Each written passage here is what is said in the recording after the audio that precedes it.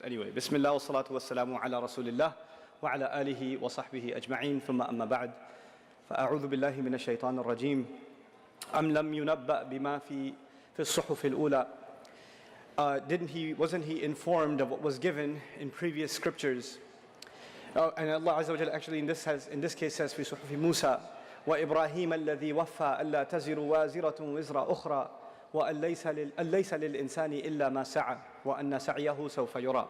This talk inshallah is divided into several parts, and what I'm going to try to do is, again, like I did last evening for those of you that were there, try to make you repeat after myself so I know that you're keeping up. Okay? What we're going to talk about first of all is the American dream. Life, liberty, and the pursuit of happiness. Very good. Pursuit of happiness. So I'm going to start with the pursuit of happiness. And I'm going to tell you that even though that's an incredible notion, and the founding fathers of this nation had something really genuine in mind, I was really peculiar and really estranged actually to find that the Quran does not talk about the pursuit of happiness. It's pretty shocking. I'm trying to figure this thing out for 15 years now, trying to find where is the pursuit of happiness in the Quran. Allah doesn't talk about it. He doesn't. And it made me wonder, why is this such a fundamental crux of modern society? People just want to be happy and Allah is not talking about it. Sorry, Ustad. I forgive you. They want to say that please don't come, like the session is full. Okay, so guys outside, they're making me tell you the session is full, which is terrible. But at least there's a bazaar right behind you. So, okay. So anyway, what was I saying? Something about Islam? Pursuit of happiness, that's right. Okay, so the Quran does not explicitly talk about the pursuit of happiness. And it's interesting that the Quran, the highest thing it talks about is contentment. Contentment, just being at peace. That's the ultimate goal in Islam. It's not happiness, it's just two different things. Being at peace and being happy are two different things. Now, I want to talk to you a little bit about, some studies in psychology that are really interesting, and they really shed light on how we are to understand one of the statements in the Quran that this entire talk is about. And the statement comes from Surah An-Najm, وَأَن لَيْسَ لِلْإِنسَانِ إِلَّا مَا سَعَى.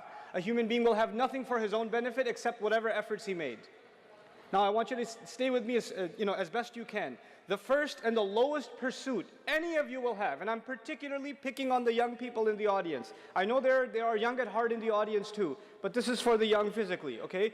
So those of you, you understand that the lowest, I need you to understand that the lowest of all pursuits in your life is going to be happiness. The lowest of all of them. And let me demonstrate why that is. You don't feel like getting up and doing your homework on Saturday morning, so you sleep in until 12, and you are what? Happy. It doesn't take much to be happy. Some kid plays video games the entire night and he's got a huge migraine, but since he beat the game, he's somehow happy. Somebody gets a call at work, listen, it's a snow day, you don't have to come in. Guess what? They are what? They're happy. In other words, happiness is easy. In small things, happiness is easy. Of course, happiness in relationships is very difficult. Making your parents happy or getting your parents to be happy with you is very hard. Making your wife happy, let's leave that one alone. Let's leave that one alone. Okay. But anyway, for yourself, attaining happiness, it could be as simple as you watched a movie and you felt happy. Or you went to meet some friends and you felt happy. Or you went to your favorite restaurant and you felt happy. It doesn't take much. But you know what? It comes, and what happens to it? It goes. It goes away. You get bored again. You get frustrated again. And you want to be happy again. Right? So you keep going after this drug of happiness, which keeps leaving you. It never stays with you. That's the lowest of all pursuits. So when people say, I just want to be happy, I don't understand what that means, because nobody's always happy. Allah gave us a huge score of emotions to experience in life, and they're all part of a healthy life. Happiness is just one of them. So if your pursuit is just happiness, let me tell you, you're in for a lot of disappointment. That's never going to happen. You're never going to be constantly living in a state of happiness. That's not how it works. I'm not saying you're going to be depressed. But I am saying that life is about struggle too, isn't it? When you're studying for your finals, you're not happy. When you're in the middle of a 3-hour final, you're not happy. When you're with guys you want to work out, when you see the results, you'll be happy. But when you're working out and you're sweating and you're dying, you're not happy. Look at your face. Like you do the Sylvester Stallone. It's really like... So anyway, The lowest of all pursuits is what? Happiness. Let's go a step further. The second pursuit. It's a step further, which means it requires more effort. And every time I take a step, you have to go through more pain to get it. Okay, so the next step is the pursuit of cool. It's not the pursuit of happiness, it's the pursuit of cool. Cool just means nobody's gonna pick on me. I'm gonna blend in with everybody else. Nobody's gonna point at me and say, why are you dressed like that? Why do you talk like that? Why do you look like that? Why are you walking like that? Why are you hanging out with those people? Why did you buy that? Why are you driving that car? People will point at you and criticize you, and you just don't want that to happen. You want to fit in and not be the object of anybody's criticism. You just like to blend in and almost be invisible. You're cool like everybody else, and that takes work. So for example, those of you that are in high school, or even before that in middle school, how you dress to school is a really big deal. And actually, before you pick a shirt out of the closet, and before you pick the shoes that you're going to wear, the thought goes through your mind of who's going to be making fun of you for wearing it. It actually runs through your mind. You know, when you go shopping, when your parents say, okay, let's get you some clothes or whatever, when you go shopping or they give you money, the decision to buy whatever clothes you buy or the shoes you buy, actually a lot of it is driven by what people are going to think of you when you wear this. This is your pursuit of cool, and it takes more work to blend in. It's easy to be the weirdo that everybody else finds strange. But it takes work to be like everybody else. And a lot of young people, unfortunately, have to give themselves up. They have to pretend they are someone they're not, just to fit in. I've met kids that are maybe 14, 15 years old. I met this kid one time. He had a baseball hat on sideways. It used to be a thing, right? And he's got pants hanging down, and he's just kind of like, you know, and he came up to me and he started crying. And I sat him down, we started talking, and he tells me, you know, I hate dressing like this. I hate it. But if I don't, kids make fun of me. I could even get beat up. I have to dress like this. I don't like cursing, but I do a lot when I go to school. Because I have to fit in. There's the lowest pursuit, and that is that of happiness. One above that is the pursuit of what? Cool. Then there's a pursuit above that. It's the pursuit of popularity. I don't just want to blend in. I want to be the coolest person there is. I want to be the one everybody else wants to be friends with. I want to be the loudest one on the lunch table. I want to be the one that before anybody gets to make fun of me, I want to be the one that makes fun of everybody else. And that's a lot of times the kids that are popular in school, they're actually popular because they make fun of other kids. And everybody's scared that they'll be the next target, so they kind of come under their wing. So they're not the next target. This, by the way, I'm not just talking, even though I'm focusing on young people, this happens with adults. This happens with adults, absolutely. This happens with our uncles and aunties, absolutely. The pursuit of popularity means I just want to be talked about. I want to be the center of attention. I need people to be commenting on me. So I'm going to post a picture, I'm going to tweet something, I'm going to post, make a video, whatever I'm going to do so that people are talking about me. And every time that commentary starts going down, I need to do something new so the conversation starts anew again. And the pursuit of popularity is a strange thing because it makes people humiliate themselves. Like for example, in the music industry or the entertainment industry, when an artist, their album went platinum or whatever, and everybody's downloading their song and it's no longer popular, then they have to humiliate themselves and make, disgusting videos or get involved in a controversy or, so that the tabloids about them, at least those are popular, because they couldn't get popular because of their own talent anymore. They couldn't sell the next music, the next bit of music video or next song or whatever, as they could the last one. So this is the pursuit of popularity, and in order to become popular, it takes work. You got to spend money, you got to spend time, you got to work on yourself, work on your image, and it becomes really important to you to maintain your image and to maintain that status among people, that profile among people. This is the next pursuit. But above that is another pursuit, and that is the pursuit of prestige. For college students, this is more important than elementary and high school, but for college students, this becomes a big deal. The pursuit of, what did I say? Prestige. I'm going to go in order. At the bottom, there's happiness. Then what's there? Cool. Then popularity. And now we're in prestige. Prestige means you want to be able to associate yourself with something that is very valuable. You want to be able to tell people, I went to Harvard. You don't tell them you went there for a weekend to pick up your friend. But you'd like to use your name in the same sentence as Harvard. As a matter of fact, even if you're a freshman at Harvard, what have you accomplished? Nothing. You're at that school. What have you done in the world? Nothing. But you would like to have your name associated with a prestigious institution. You would like to have your name associated with a prestigious brand. So you'd like to wear clothes of a certain brand, and if the brand label is not mentioned, you want to have a conversation with people, forcing them to ask, where did you get that? And then you say, well, it's Armani, or something. Because you want yourself to be associated with that brand. That is when a car comes in. What kind of car are you driving? What kind of clothes are you wearing? What kind of people are you associated with? You don't want to take a selfie with someone because you would like to remember them. You want to take a selfie so you can post it so other people can feel like you're more important because you're standing next to this person. It becomes a matter of prestige. If it's just for you, it's great. But this is actually more about letting other people know how awesome you are. By association, not by accomplishment. You know? And by the way, in the religious community, in the Muslim community, another kind of prestige sometimes our parents go through is they want to make their kids a hafiz and a doctor. Those two things. A hafiz doctor, forget it. They're already in Jannah. There's deen and dunya, bam. Like, رَبَّنَا آتِنَا فِي الدُّنْيَا حَسَنًا وَفِي الْآخِرَةِ حَسَنًا. Done deal. You know? But they love telling people, this, my son, he's a hafiz. You know? And they turn them into a trophy. Unfortunately, that's not why you memorize Quran, but it's happened. It's happened. Now, we are at the level of what?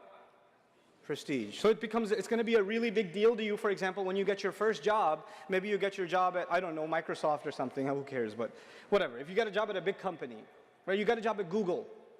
They give you your badge. You wear the badge into the masjid. You know? Just because, what you use a lot of Google, they give you a special badge? No, I got a job there. You know? So you want to let people know what you've accomplished. Tafakhurun bainakum, Quran calls it.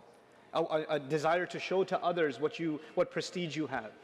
Anyway, I'm going to start at the topic, at the bottom again. What was the first thing?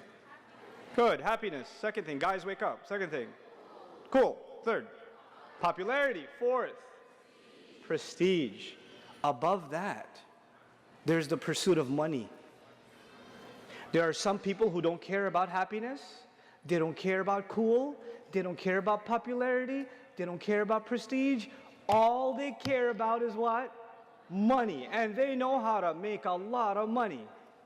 These are people that are wearing a dirty t-shirt and old ripped up jeans. They're driving an 88 Mazda Miata and they don't care because they're making $1 million a month. They're making 10 million a month. I met these people. I met people that are worth hundreds of millions of dollars a year, and you would not know the homeboy is that kind of money. Because his hair's all over the place and he's just, he's doing a thing. It's a look he's going for. Or not going for it, because he just doesn't care. He just knows how to do business, and he's amazing at business. And that's all he ever thinks about. All he ever thinks about is, how am I going to increase sales? How am I going to expand? How am I going to open up the next warehouse? How am I going to do this? How am I going to do that? SubhanAllah. These people are incredible human beings. And by the way, as we move up this ladder, does it take more work? It does, doesn't it? It takes no work to be happy. It takes some work to fit in. It takes some more work to become popular. It takes even more work to have prestige or association with prestige. And it takes a lot of work to make a lot of what? To make a lot of money. It requires an incredible amount of work ethic. These people don't take a break. Then there's above that. There's even higher levels. And by the way, when I say it takes more effort, I need you to understand something. Every time I describe a higher level, you have to go through more pain to get there. You have to tolerate pain, grit, in order to get there. So we're going to go above money now. And above money, there's somebody who just wants to be number one. They want to have excellence. They want to have excellence. I don't want to be the programmer in my company. I want to be the top programmer in my company. I don't want to be a student in class. I want to be the number one student in class. I don't want to get an SAT high score on the SAT. I want to get a perfect score on the SAT. I don't just want to be a basketball player. I want to be in the NBA and I want to be the MVP. And they're never happy with themselves until they keep pushing themselves harder and harder and harder and harder and harder. They're never satisfied. These are the kind of people that pursue excellence in whatever they do, whether it's studies or it's exercise or it's athletics or it's, their work field, their research, whatever it is, they need to be on top. They need to be number one. And you know who they're never satisfied, who they compare themselves to? This is important. You know who they compare themselves to? Themselves from yesterday. They don't care about anybody else. They don't look at anybody else. They know that they could have done better. So they're never satisfied. They never sit back. They're always saying, man, I need to do more. I could have done better. I know. And everybody else might say, wow, you're amazing. That's an amazing thing you did. And they're like, who cares? I know I could do better. So they don't even care about the praise and the accolades from people who think that they've done incredible things. They just keep pushing themselves harder and harder and harder. An easy example for you guys to think about is Michael Phelps, right? How many people praising this guy for beating all the records there are? But do you think he's sitting there saying, oh, I beat the records. Now I have the prestige, so I can sit back. He wasn't after prestige. Clearly, he's after what? Excellence. So he's never going to be satisfied. He's going to keep pushing himself. Like a machine, keep going forward and forward and forward, accelerate even more. These are, by the way, very few people in the world. Very few people. So a lot of you guys sitting here, once you get like a passing grade in school, now it's time for the pursuit of happiness. Put on the PlayStation, Then there's the guy who gets a 99 and he's beating himself up. How did I make that one mistake? And it's usually not a guy, it's usually a girl. I tell you, on this point about excellence, I will make a comment about what I do for a living. One part of my career, I don't really have a real job, but a part of my career is I teach, young men and women Arabic in an intensive program. It takes about 9 months to teach them some things about Arabic. And this half of the class is girls, and this half of the class is guys, 30 girls and 30 guys. And the sisters consistently, for the last 5 years, have completely destroyed the brothers in exam scores. Completely. But the guys consistently have been happier. Let me tell you something. The girls are always upset. Ustad, I know I got 100, but I'm not sure I understand fully. And this guy got a 25, and he goes, I get it, Ustad, I get it. I am dealing with two different species inside a classroom. They have a completely different mindset. So I have to tell these guys to wake up. Stupid, you don't understand. Do some work. And I have to tell these ladies, calm down, you get it. Take it easy on yourself. I can never tell these guys to take it easy on themselves because they couldn't possibly be taking it any easier. It couldn't possibly happen. So we're up to what now? What are we up to? Okay, help me out. Let's start at the bottom again. Happiness. Cool. Popularity. Prestige. Okay. Money. Excellence. What could be above excellence? I don't know. There is something above excellence, and that is impact. Impact. I don't care what I get. I don't care if I make more money than everybody else. I don't care if I'm number one. That's not what I care about. I want to do something for others. I want to leave a legacy. I know that I have a limited time on this planet. And when I go, I want to leave my mark on this earth. I want to be able to say that I did something that made this a better place for other people. I want to be a person of impact on others, on other things and others, on the environment around me. There are people, we're talking about non-Muslims right now. We're not talking about believers yet. There are people who get an MBA, top schools. They could be making six-figure salaries coming right out of school. And they're dropping those salaries and they're going to companies that are doing socially responsible work. And they're taking a major pay cut because they, instead of believing in money, they believe far more in impact. So they'd rather work with an organization that's helping, reform the education system. Or a doctor who could be making a huge amount of money. So he just finished residency, he just finished everything, and he's now ready to get into the workforce, decides he's going to spend 3 years in Doctors Without Borders. You ever heard of this? You don't make money when you go to Doctors Without Borders. You risk your life to go to Doctors Without Borders. But why is this young man going? Why is this young woman going? Because instead of worrying about what kind of car am I going to get when the money starts rolling in, he or she is more worried about the impact they want to have on the world. They want to help. They want to do something good. And I tell you, that kind of selflessness is very, very few people. The higher up we go this ladder, the fewer people you find. And those people are incredible human beings. These are actually the human beings that have made changes on the planet. Think about people like Nelson Mandela or something. People that have spent time in jail because they believe in something, because they believe in impact. They want to do something more than themselves. They sacrifice themselves for the greater good.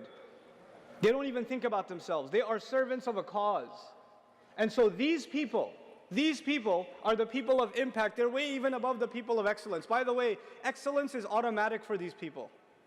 Excellence is not their goal, it's a byproduct. You know why? Because if you want to have that kind of impact, you have to have what in yourself? Actually, you have to push yourself harder and harder. And you might wonder, maybe this is the highest goal somebody can reach, is impact. But no, there's something higher.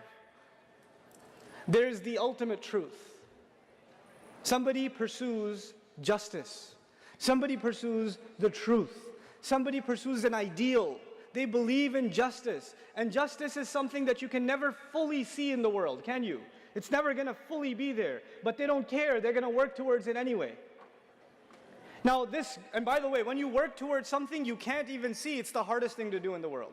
If you're working towards impact, even if you see a little bit of impact, you get encouraged, isn't it? You get encouraged and it pushes you further. But when you work towards an idea, the cause of justice, you may not see justice ever. How are these people able to push themselves even if they're working towards something they've never even seen? These are the most incredible, resilient kinds of people. Once they believe in an idea and everybody else thinks they're crazy, they don't care, they keep going. And so I'm going to start at the top now, which is the pursuit of truth and the pursuit of justice, and tell you that the legacy of our prophets, all of them, alayhimu salatu wassalam, was actually the pursuit of truth. They cared about sharing the truth with people. And a lot of times on the Day of Judgment we learn from the Prophet sallallahu alaihi wasallam, there's actually going to be people that show up before Allah on Judgment Day, messengers, showing up before Allah on Judgment Day with no followers behind them. No followers. Not one, not two, zero. Zero. What did they pursue? The truth. How much impact did they have? Zero. But they're still absolutely successful in the sight of Allah, yes or no? So now we need to understand something. We're going to go back to this chart again, but I'm going to focus on the last four. The last four, maybe even the last five. Let's see. Let's first talk about excellence. When you pursue excellence, you're never satisfied with who? Yourself. The question is, why aren't you satisfied with yourself? Just because you want to be better? No, if you understand Islam's point of view, you're never satisfied with yourself because every single one of you people is supposed to be in pursuit of impact. You're supposed to be thinking of other than yourself. And that's why you should never be satisfied with yourself. Allah has put more responsibility on you than you realize.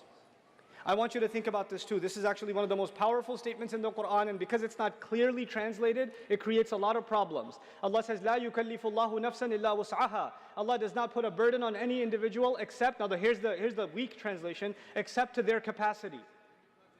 Allah will not put a burden on you that you cannot bear. Have you heard this before? Okay, the Arabic would have been "La yukallifullahu nafsan illa bi wus'iha." If it was to their capacity, a ba would have been there. But actually, "illa wus'aha" yani kallafallahu wus'ana. The meaning is completely different now.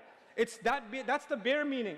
But you know what the true meaning of this ayah is? Allah has not burdened you with anything except your own potential.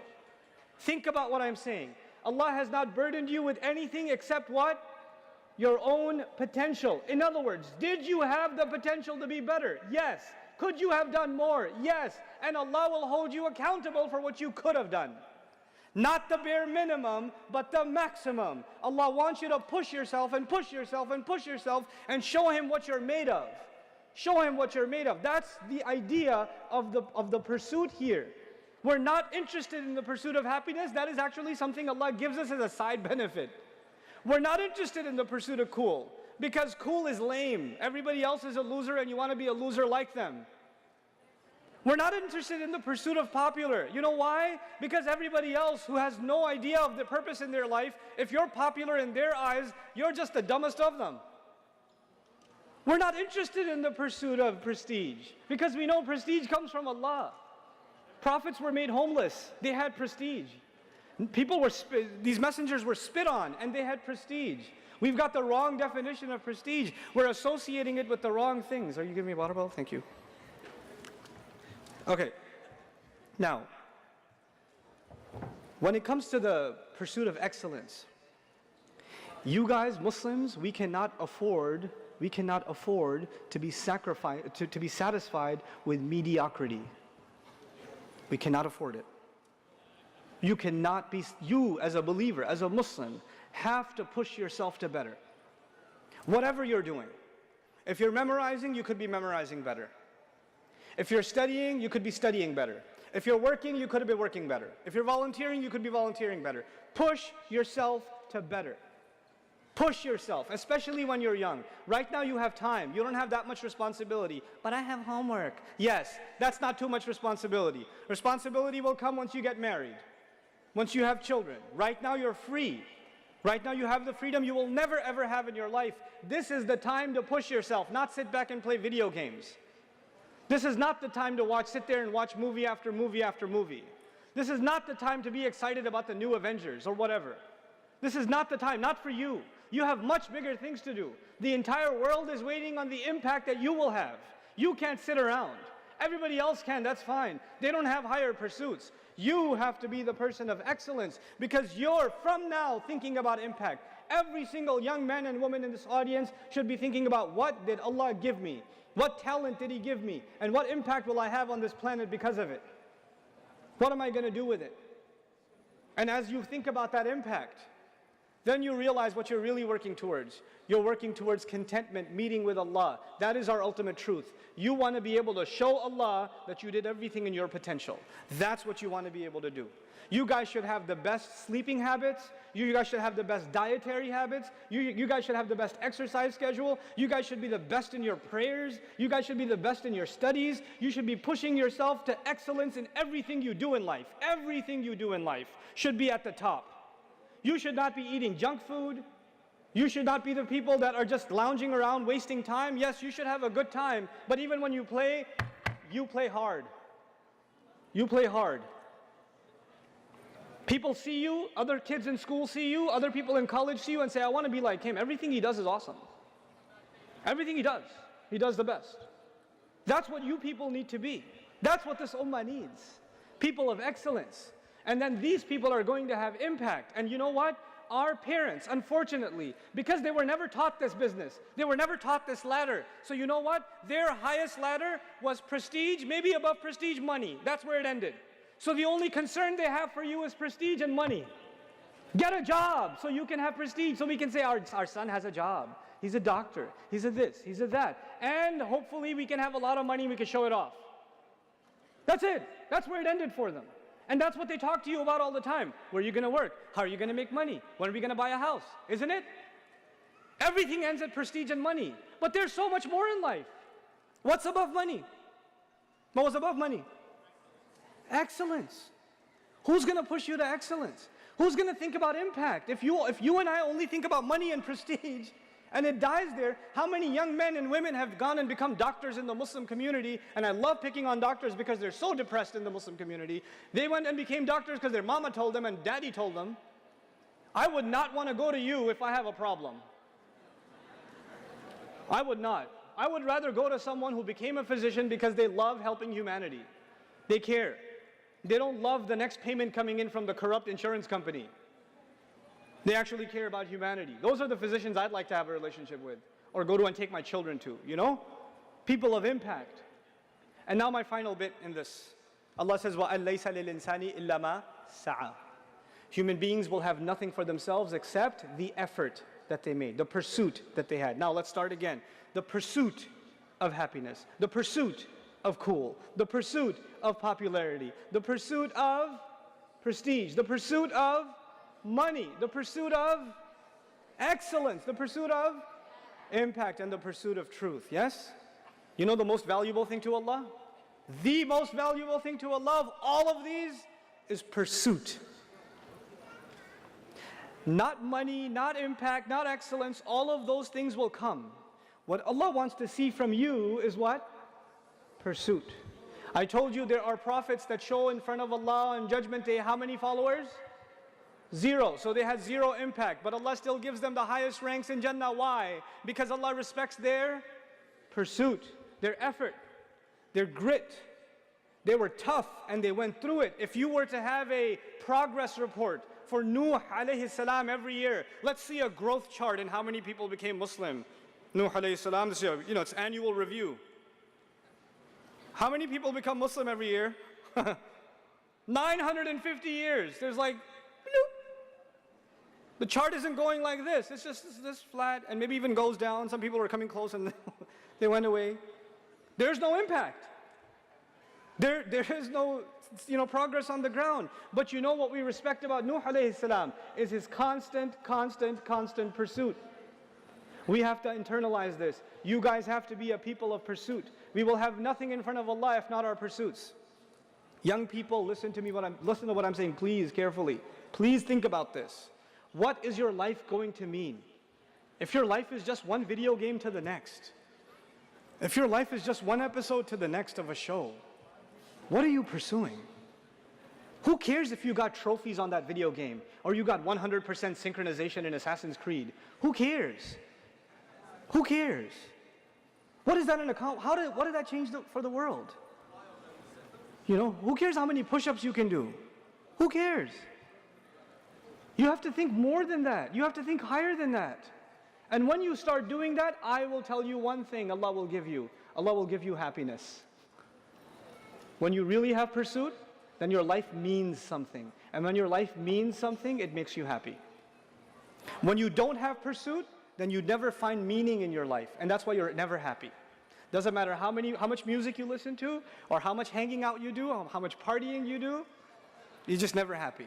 You're never satisfied. You're always bored. You're always just, not happy with yourself, etc. It is this pursuit that you have to internalize. You young people have to be people of incredible pursuit. Allah says, وَأَنَّ سَعْيَهُ سَوْفَ يُرَى. I love this ayah. And I'm ending with this ayah. And that his effort, his pursuit will soon be seen. His effort will soon be what? Seen. Let me tell you something. When you show somebody your resume, I graduated from this school. I've worked here and here and here. I did this and this and this project. What do you put on your resume? The results or the pursuit? You don't put the pursuit, you put the results. The result was you graduated. You don't put, I worked really hard for the final semester and I was like dying to do this exam. And you don't put that on your resume. You just put, I graduated. Yes or no? I did this project, and this project. You don't put on your resume how much effort you made to finish that project, isn't it? And by the way, sometimes you put a lot of effort in and you don't pass. Does that happen? You put an incredible amount of effort into a project and it fails. Or you don't get the grade that you deserved or you wanted. You just didn't see the results. Human beings, we judge each other based on what? Results. I don't care how much effort you made, you didn't get the results. You're fired.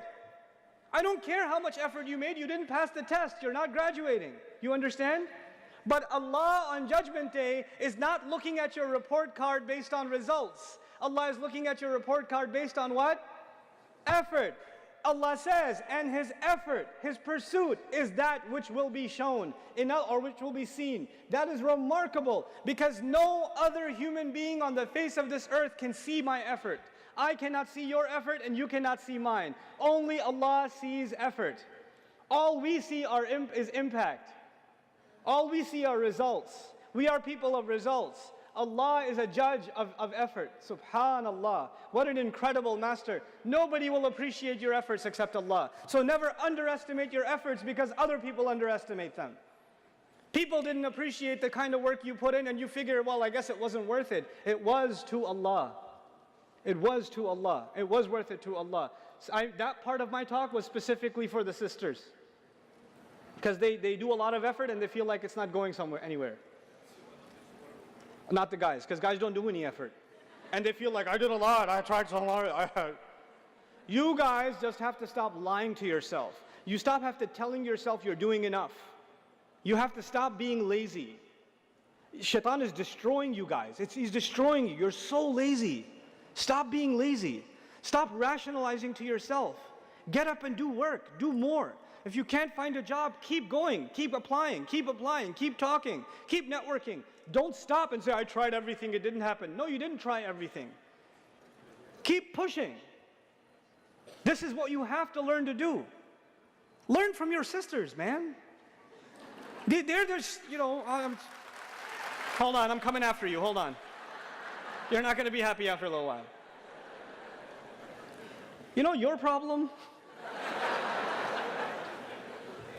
Forget the pursuit of happiness. Your problem is that you're actually always uncertain about yourself. You're always thinking, I'm not good enough, or it didn't count. Stop it! And you have to take it easier on yourself. Not talking to you. You don't need to take it easier on yourself.